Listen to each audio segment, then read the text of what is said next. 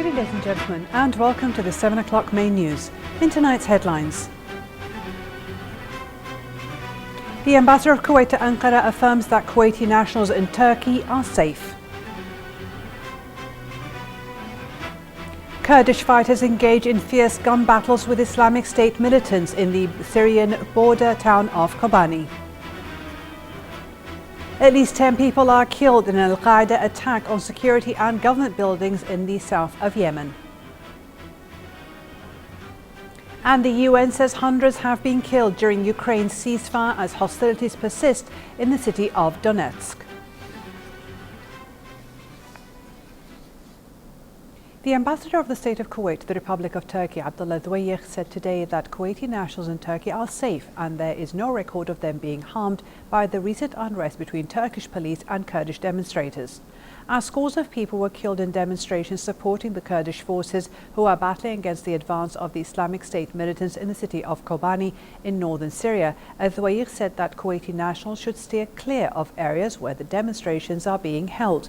The ambassador added that the embassy didn't receive any orders to evacuate Kuwaiti nationals in Turkey. However, if necessary, this action will be taken, adding that in case of emergency situations, Kuwaitis should contact the diplomatic mission in Ankara.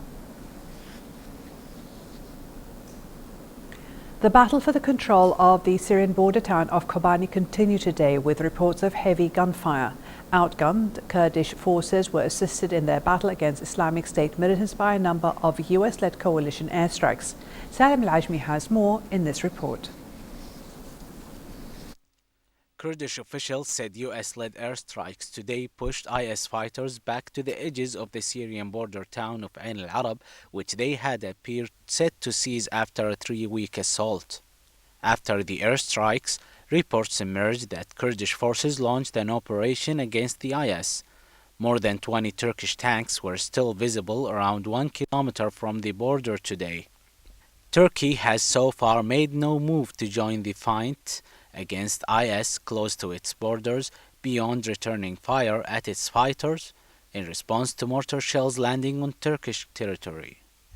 Ain al-Arab, known in Kurdish as Kobani, has become the focus of international attention since the IS advance drove tens of thousands of residents into Turkey. Turkey has been very generous in receiving more than 200,000 of its inhabitants. But what is needed now is concrete action. The world, all of us, will regret deeply if ISIS is able to take over a city which has defended itself with courage but is close to not be able to do so. We need to act now. IS had been advancing on the strategically important town from 3 sides and pounding it with artillery despite fierce resistance from heavily outgunned Kurdish forces. The fighting in the town led to anger among Turkish Kurds as at least 12 people died yesterday during violent clashes across Turkey. The protesters demand the government do more to protect the town. Turkish President Recep Tayyip Erdogan warned that IS fighters were bound to capture Ain al-Arab. Erdogan has said repeatedly that Ankara wants to see a more comprehensive strategy for Syria before it commits to military involvement in the coalition to combat IS militants.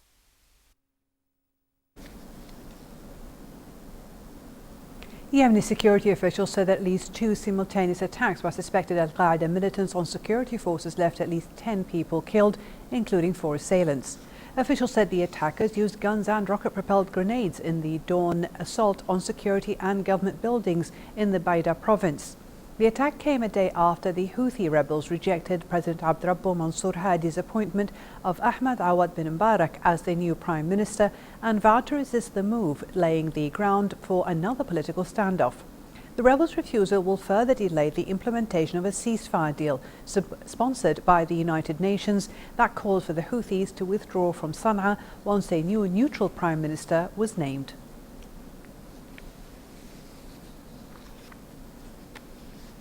Palestinians clashed with Israeli troops after the latter allowed groups of extremist settlers to storm the Al-Aqsa Mosque, leaving dozens injured. Fatma Abdel Karim has the details from Ramallah.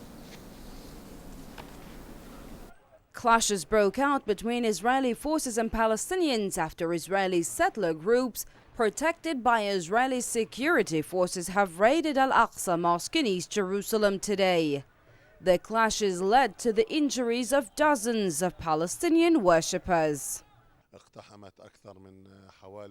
Over 200 Israeli soldiers and special forces stormed Al-Aqsa Mosque at around 7:30 this morning and tried to evacuate Al-Aqsa yards from the worshippers. Attacked women, children, elderly, injured at least 30. The Israeli forces escalated the clashes and used tear gas, stun grenades and rubber-coated bullets against Palestinians. The raids had started early on today after extremists raided the third holiest site of Muslims in the world, where the Israeli forces allowed the settlers to storm and move freely in the holy mosque, but imposed movement restrictions on Palestinians. They can force their way in our holy site, but their force is nothing compared to our will, because our right is stronger than all their power. Israeli troops forced their way into the ranks of Palestinian worshippers almost every day, triggering scuffles. Palestinians voiced their anger at such actions by Israeli authorities and settler groups and consider such moves a desecration of the holy Islamic site. Palestinians say the Israeli government is unilaterally attempting to change the status of the holy site. Meanwhile, the Israeli government altogether is carrying out a systematic approach to change the identity of Palestinian cities as well as historical and religious sites. Fatma Abdel Karim, Kuwait TV, Ramallah, Palestine. Iran's President Hassan Rouhani said that disagreements remain between his country and world powers on the details of a final deal aimed at preventing Tehran from developing nuclear weapons. Rouhani told Iranian lawmakers that Iran and the six-nation group have agreed to let his country maintain its enrichment program, keep its heavy water reactor in the city of Arak, and operate its underground enrichment facility at Fordo. However, Iranian dissidents accused the government of moving nuclear weapons research to a new location in Tehran in recent months to escape detention. Rouhani's remarks came ahead of a November 24th deadline in talks aimed at preventing Iran from making an atomic weapon in exchange for easing economic sanctions. Iran denies it wants nuclear weapons, insisting its nuclear program is for peaceful purposes such as power generation. A suicide car bomber killed at least 5 people and left at least 19 others wounded in an attack that targeted a former district police chief in Afghanistan. According to officials, the bomber detonated his explosives-laden vehicle near the house of the former police chief in Lashkar in the Helmand province. No one immediately claimed responsibility for the bombing, but the Taliban frequently use roadside bombs and suicide attacks against Afghan security forces and government officials in the country. US Assistant Secretary of State Victoria Nuland said today that the Organization for Security and Cooperation in Europe can only do its job properly in Ukraine if there are conditions of peace. Nuland said the OSCE was a civilian monitoring mission, not a military mission, and that was why the US has joined President Petro Poroshenko in insisting that the ceasefire be honored in full. The remarks came as fighting continued between Ukrainian forces and pro-Russian separatists in the main rebel-held city of Donetsk, as well as around the town of Debaltsev and Sashystal. Meanwhile, the United Nations said that at least 331 deaths have been reported in eastern Ukraine since last month's ceasefire deal between both sides. In a statement, the UN High Commissioner for Human Rights, Zeid Ra'ad al-Hussein, said that the security crisis needed to be tackled so residents of East Ukraine could reclaim their rights to education, adequate healthcare, housing and employment. After more than a week of stalemate, student leaders and the Hong Kong government have agreed to a framework for formal talks later this week after protesters around the government headquarters gave civil servants better access to buildings. The protesters have blocked several main highways in the city as they seek to change a decision by China's ruling Communist Party on how the next election for Hong Kong's top leader will work.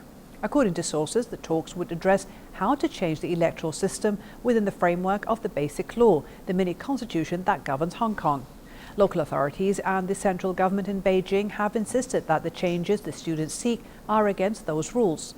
The news of official talks came as a dwindling number of pro-democracy demonstrators continued to cling onto their protest sites in key areas of the tightly packed city. A defense attorney for Kenyan President Uhuru Kenyatta called on judges at the International Criminal Court to throw out allegations of crimes against humanity, saying that prosecutors have failed to prove their case after 5 years of investigations. Prosecutors countered that Kenyatta's government obstructed the hunt for the evidence and requested an indefinite postponement of the trial, adding that sanctions should be considered to force Nairobi to comply with its obligations to cooperate. However, defense lawyer Stephen Kay said the case has failed in a way that means there is no prospect of it going further, calling on the judges to find his client not guilty. The judges adjourned the hearings and are expected to make a decision about the trial's future before the end of the year.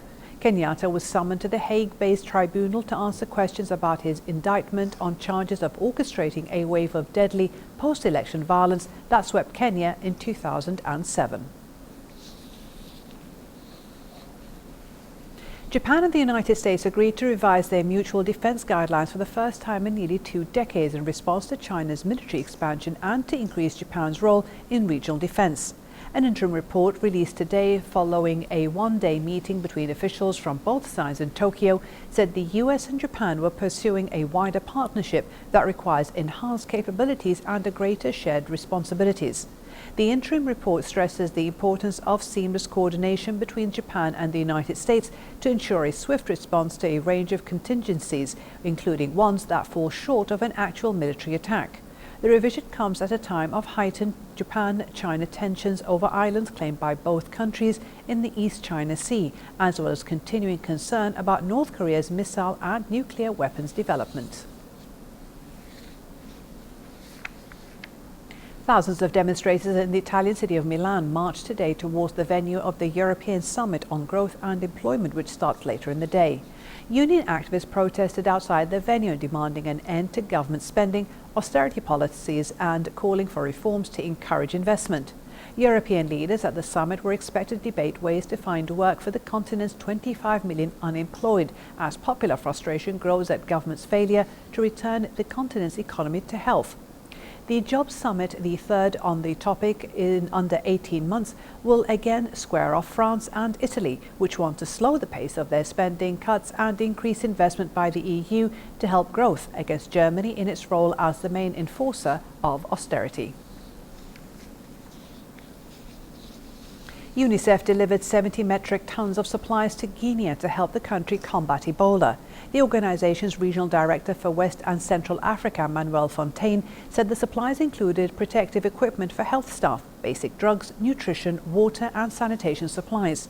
Fontaine said that UNICEF had delivered 600 metric tons of supplies to Guinea, Liberia and Sierra Leone, the 3 countries hit hardest by the Ebola outbreak over the past 2 weeks. The European Commission pledged €1 million of funding to UNICEF to enable the organization to transport more aid to these countries. For a chance to see our reports again, please visit our YouTube channel at MOI Kuwait News. And to recap tonight's news, here are the headlines once again. The ambassador of Kuwait to Ankara affirms that Kuwaiti nationals in Turkey are safe.